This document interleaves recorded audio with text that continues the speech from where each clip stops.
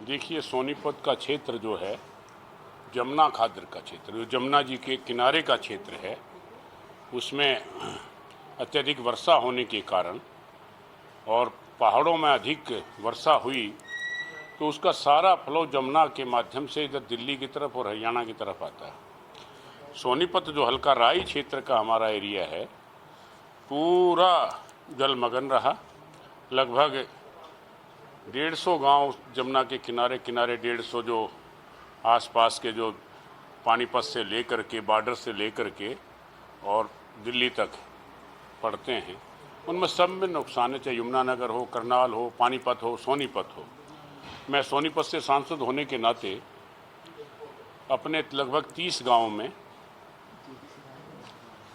25 से 30 गाँव में मैं गया और जमुना का जब तांडव था तो काफ़ी दूर तक पानी खेतों के अंदर आ गया था और जब जैसे जमुना उतरी तो निश्चित तौर पे थोड़ा कम होना स्वाभाविक और कम हुआ भी।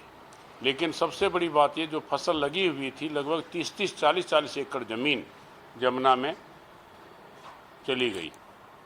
मेरा आपके माध्यम से ये कहना है हरियाणा सरकार से कि कोई ऐसी उनका जो मुआवजा है कम से कम 1 लाख रुपए एकड़ के हिसाब से देना चाहिए, क्योंकि अगली फसल भी मुश्किल है। जब उनका खेत जमुना में चला गया है तो निश्चित तौर पे काफ़ी समय लगेगा, तो 1-1 लाख रुपए उनको दिया जाए। रही बात जुलाना की, जुलाना में लगभग 50 गांव प्रभावित हैं। किसी में ज़्यादा नुकसान है, किसी में कम नुकसान है। कई गांव में तो घरों में पानी है और दरारें आ गई हैं। हरियाणा सरकार ने मुआवजा राशि जो है, मकान के गरीब के जो बस्तियां हैं उनमें लगभग 4-4 फुट पानी है।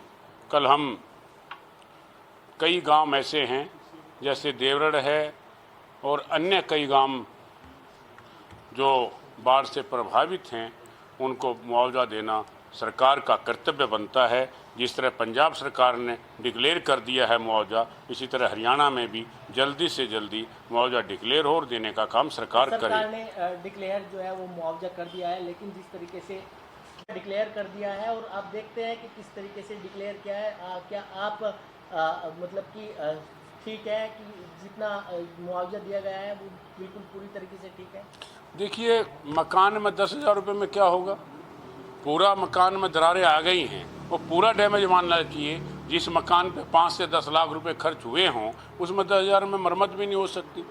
मेरा आपके माध्यम से ये कहना है कि जिसका मकान डैमेज हुआ, कम से कम 2 लाख 3 लाख उस मकान की जो कीमत है, जो मकान में जो खर्चा है, वो खर्चा सरकार को वहन करना चाहिए।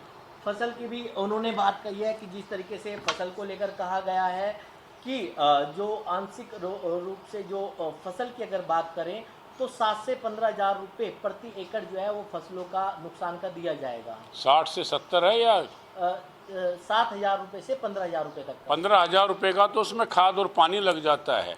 मेरा आपके माध्यम से कहना है कि कम से कम 1 लाख रुपया एकड़ जो फसलें, जो अगली फसल भी नहीं आ सकती है गेहूं की, उनको 1 लाख रुपया कम से कम एकड़ के हिसाब से देना चाहिए हरियाणा सरकार को। प्रधानमंत्री कल पंजाब जा रहे हैं, जो बाढ़ क्षेत्र है वहाँ का दौरा करेंगे।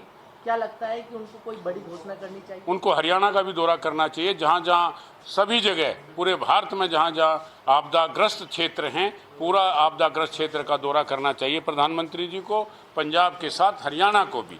और मैं हरियाणा के किसानों को, हरियाणा के नागरिकों को बधाई भी देना चाहता हूँ।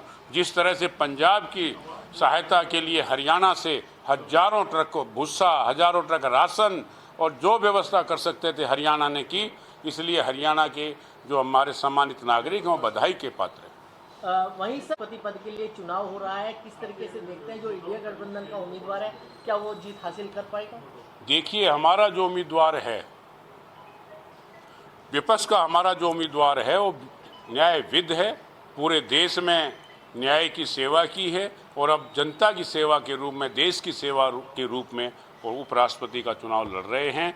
निश्चित तौर पे जब मतदाता जब अपना मत देगा तो एक बार जरूर सोचता है कि किस व्यक्तित्व को मैं अपना मत दे रहा हूं। उसमें हमारे जो इंडियन विपक्ष के जो उम्मीदवार हैं, साझा उम्मीदवार हैं, हर आदमी सोचेगा कि इस व्यक्ति को मैं वोट दूं।